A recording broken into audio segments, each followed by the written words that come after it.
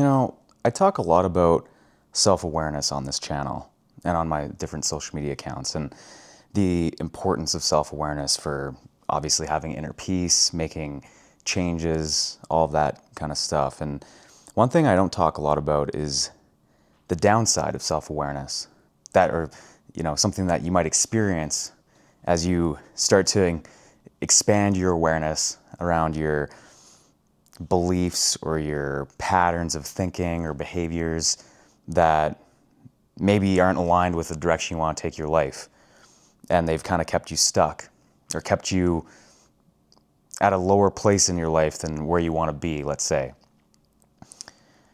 And as a person starts to become more aware of these things, one of the downsides that can happen with self-awareness is you begin to actually get quite discouraged, because you start to become aware of all of the things that have held you back, all of the ways of being that you have lived by that aren't aligned with the life that you want, like I said. And it can be very discouraging because it's right in front of your face now. Whereas before you weren't even aware of it. It was just a automatic way of living. They were just compulsive behaviors. They were thoughts that you weren't really even aware of. You were just so identified with them. But it's actually not a bad thing. And I know it feels really discouraging, and it feels like it's pulling you down, becoming aware of all these patterns. But I always say awareness is the first step to change. If you aren't aware of the pattern or the thought or the belief or whatever it is, it'll just continue to be in your life. It'll continue to tie you down, preventing you from rising into who you can be, the life you want to live, having more inner peace, managing your stress, whatever it is, So as difficult as it can be, and as discouraging as it can be, because you're like, oh man, I'm just not making any changes. I'm just not, nothing's getting better. It actually is, though. The awareness that you're gaining is a massive win. And here's the thing about awareness. Awareness just watches. Yet, quite often, what happens when we become aware of something, we judge it or we assign some sort of interpretation to it. Oh, this is good or this is bad or whatever. And then that defines how we feel about it. And the same thing is true for becoming aware of these different patterns or thoughts or beliefs, is if you become aware of them in your life, and you become aware of, let's say it's negative self-talk or doubt or fear or something like that, and you're much more aware of it in the moment, and then it can very easily make you feel worse because you're like, oh man, there's that negative self-talk. But here's the thing, you're just aware of it now.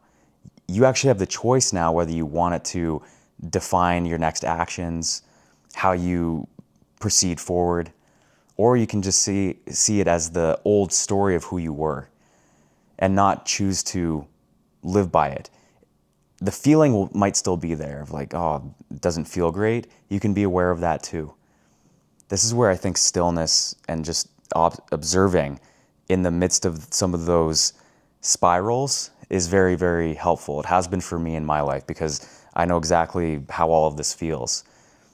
It can feel very discouraging when you're on some sort of path to wanting to, I don't know, make changes in your life or within yourself or be a better version of yourself.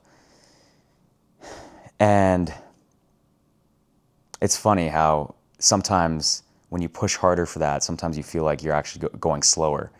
And that need to be better actually kind of holds you back sometimes through this idea of, okay, well, I'm not good enough yet because I'm still seeing all these patterns. But like I said, the awareness is powerful. The awareness is allowing you the choice to continue to move in that direction or move in a different direction. And like I said, when you can become aware of it and see how far you've actually come in terms of how much you've expanded your awareness, that will take you farther than trying to force a bunch of things, a bunch of new behaviors, or reading a bunch of books, or, whatever it is. I'm not saying reading is bad, or, podcasting like that, but self-awareness, very powerful, but like I said, it can be discouraging. So if you're on this journey, you're trying to make a change, two things. First is recognize how far you've actually come, and know that the path that you're on, that we're all on, is not a linear path. Someone once told me it's like a spiral, an upward spiral. And you just come back to a lot of the same things on a different level, a deeper level. It's like peeling back the layers, And they're all just maybe lessons that each of us have come here to learn within ourselves and our own lives. And so it seems like you're coming back to the same problem or the same thing. But in the end, you're coming back to it on a deeper level, and you're transcending the past levels that you came to it, before. So try not to get too discouraged with yourself. The second thing is notice your judgment of the awareness that you have about yourself. I think this is probably the most powerful thing for personal change, if you want to call it that. Again, it's the need to change that sometimes holds us back. It's kind of like Alan Watts' backwards law. Sometimes the more we try to be happy, it's just telling us how unhappy we are. So the more we try to be positive and think, okay, oh, that's the negative thought, I need to think positive, it almost becomes exhausting. The more we try to change things, and it's this fine line, but the more we try to say, I have to be better, I have to do all these things to be better, it almost just shows a mirror up to yourself saying how bad you actually feel about yourself. And I know what that feels like. Whereas with awareness, coming back to awareness of just seeing yourself, a lot of these things come to the surface. It's like awareness is like a light that you shine into the dark spaces of yourself. The shadow self, if you will, as Carl Jung put it.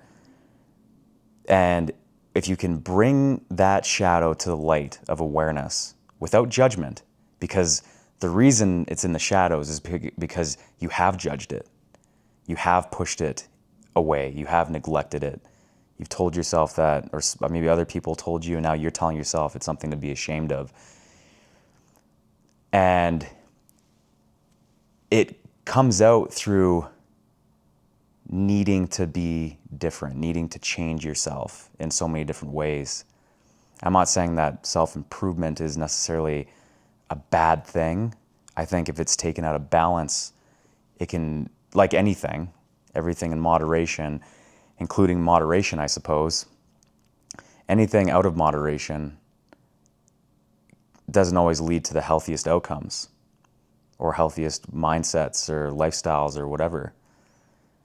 And I've seen that with fitness and nutrition, both within myself and with people I've worked with.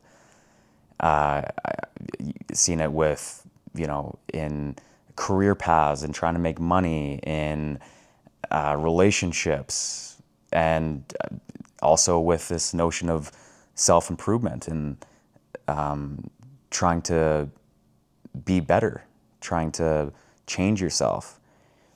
Again, it's not a bad thing.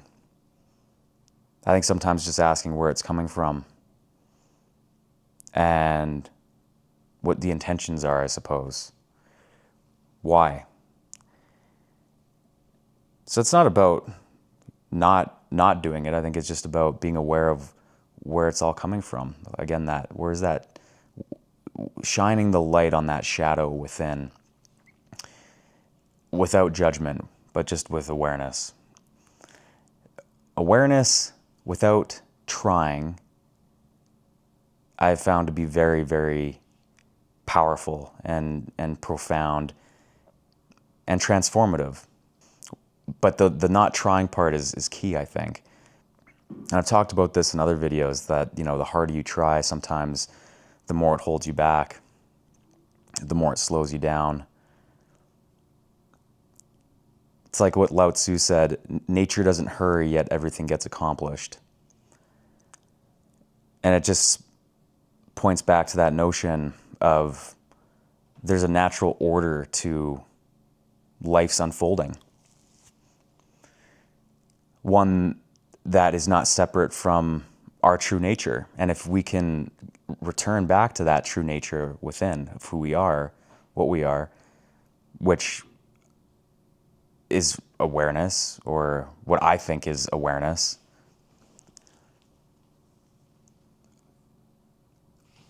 things begin to, we allow things to unfold naturally within. Or a lot of these patterns that we're trying to change, and we therefore judge and feel bad about ourselves because we need to change, or tell ourselves we need to change, all of that begins to dissolve. It just goes away in awareness. Someone once told me, I think they heard it from like some sort of teaching, but imagine if you had